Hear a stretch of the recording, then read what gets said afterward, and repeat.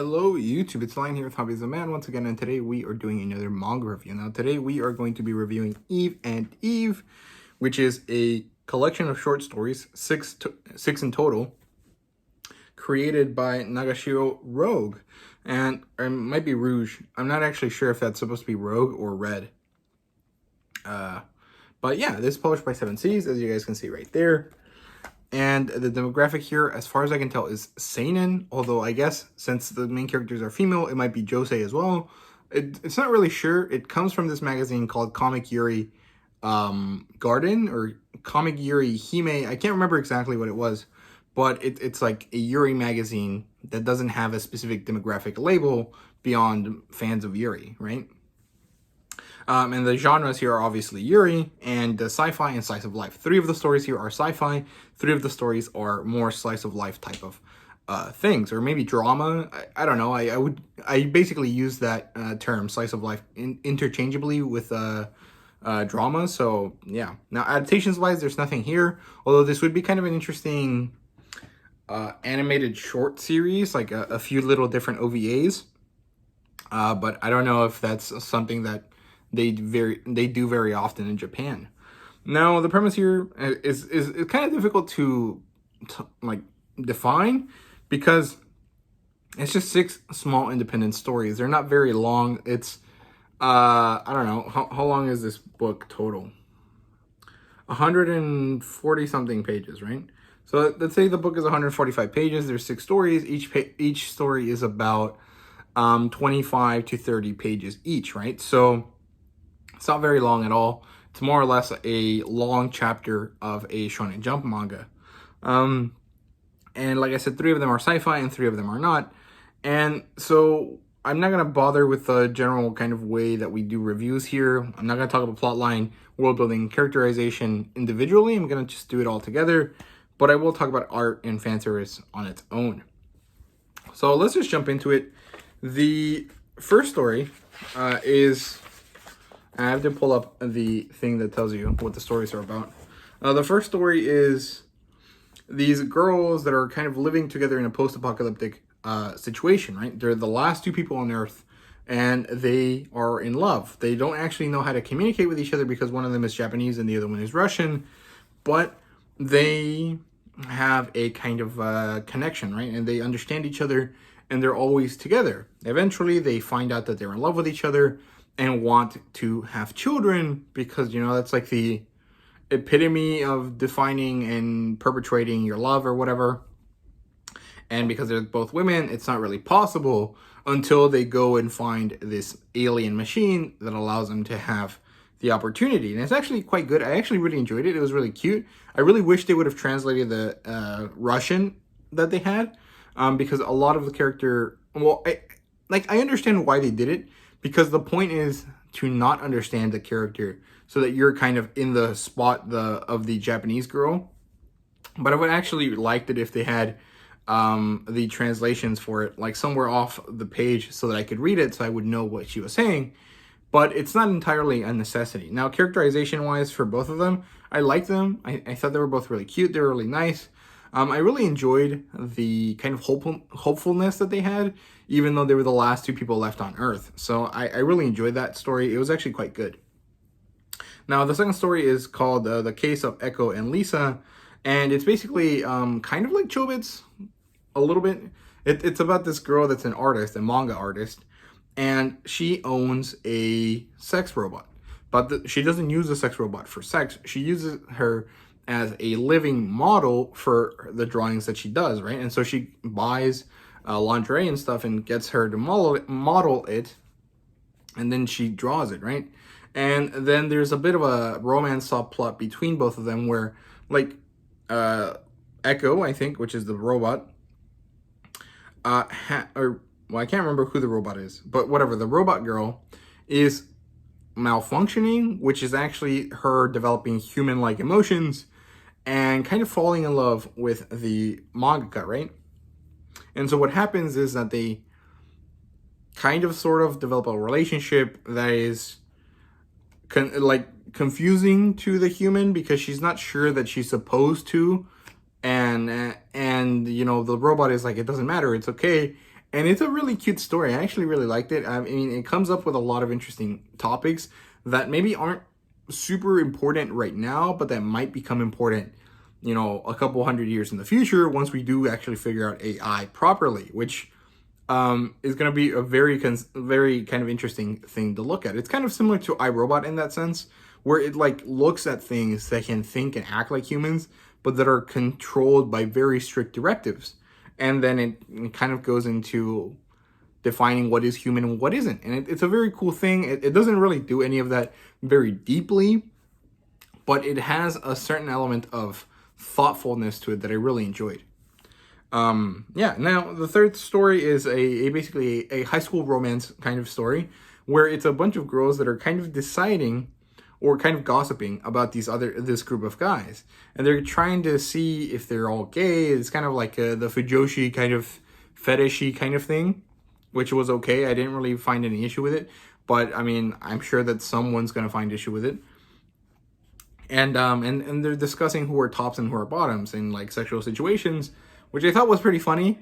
Turns out none of them are gay, so it doesn't really matter. But then the girls kind of start talking about each other and who would be a top and who would be a bottom in a certain situation. And it was actually kind of funny because there's two girls that aren't really sure. And in order to understand that, they kind of do it with each other. And what ends up happening is like this really kind of funny, very cute kind of like... what's it called, realization between them that I found was really interesting. But it wasn't a very deep story in any way. It was just a lot of implications about things happening, but nothing actually happening, right? So that one wasn't bad. I liked it. The next one is a story about infidelity, which is maybe not something that a lot of people enjoy, but it's something that maybe happens quite a bit. And then there's a certain amount of, sexiness to it, especially in like the kind of otaku culture that is prevalent in Japan. We know that it's a thing that happens a lot, right? There's NTR and other things like that are very similar. And we basically follow two women that have a relationship with each other that their husbands are not aware of, right?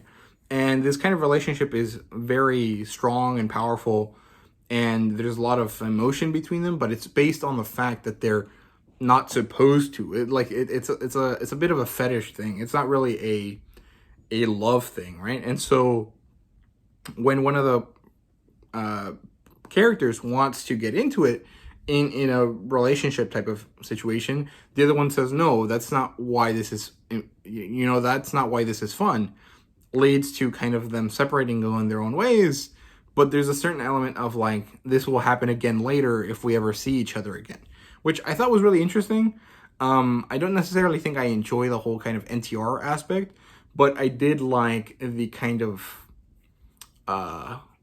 in lust idea, right? The whole thing that sometimes your emotions are not what you think they are, and how what you perceive as love might just be lust. They might just be eros instead of whatever the other ones are, philia, and whatever the other aspect of love is, like from the Greek stuff. I can't remember what it's called, but yeah. Now, the fifth story is a kind of, it's like a slice of life, but I would actually say that it's more like a fiction, like a fantasy.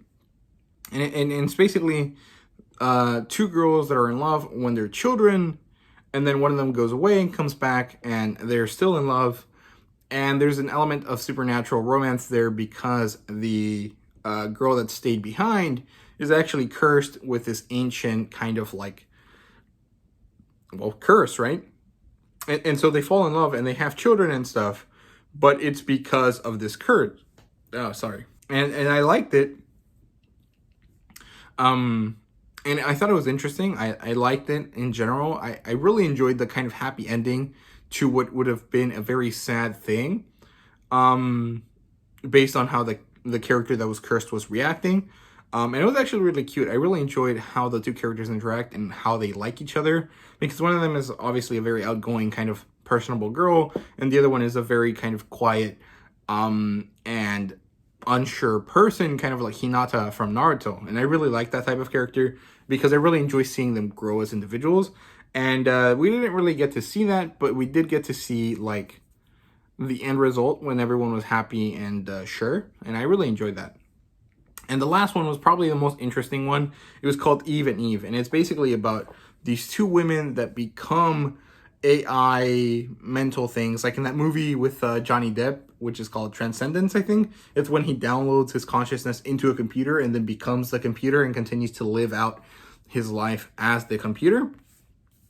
And so these two girls do that, and they get sent into space and become the two different satellites that revolve around Earth in order to record all of history from the point of the what's called launch of the satellites, which are called Eternity 1 and 2.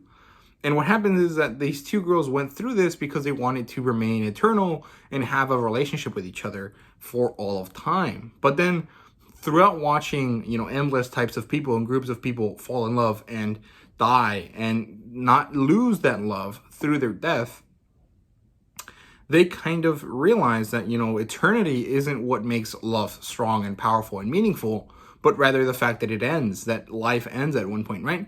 And it was a really interesting, very cool story. I think it was actually the deepest one out of the 6 and the one I enjoyed the most. I just thought it was so cool and so poignant and so kind of meaningful, right? And it's a thing that we see in a lot of media that deals with talking about immortality. It's that once you're immortal, nothing means anything because you have all the time in the world. So what do?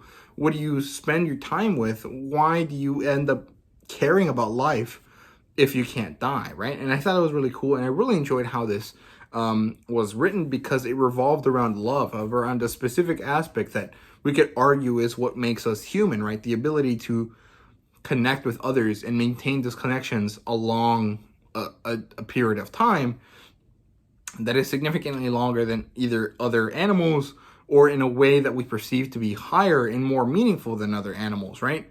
And kind of defining that type of emotion through the fact that it ends was very cool, and I really did enjoy it. I thought it was really good.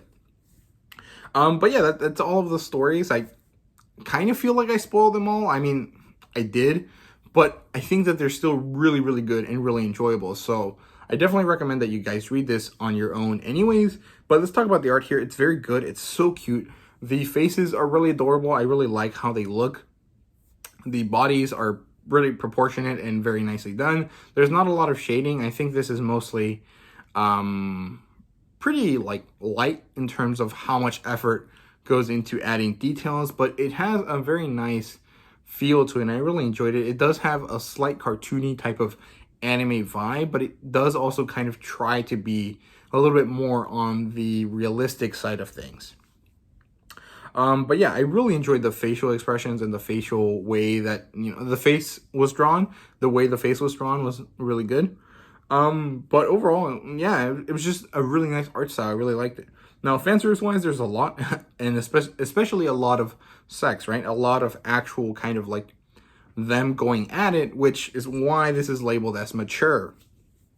So this is either not for everyone. Well, it's automatically not for everyone because it's 18 plus.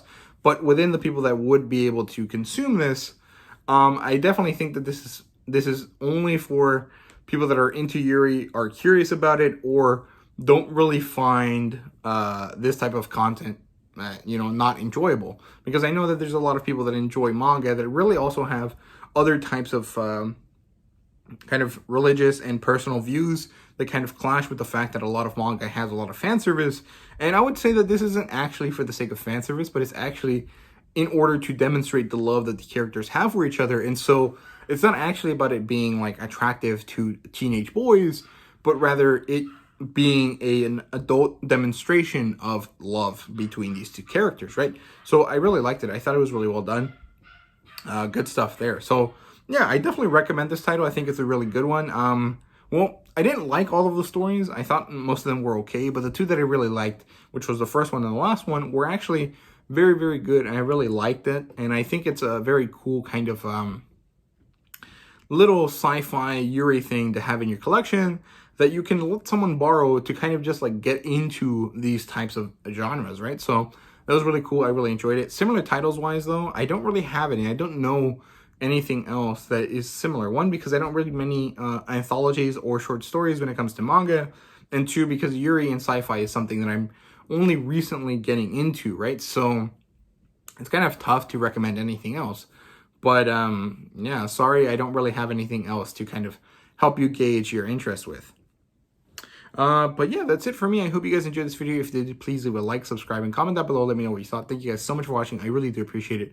And see you guys later.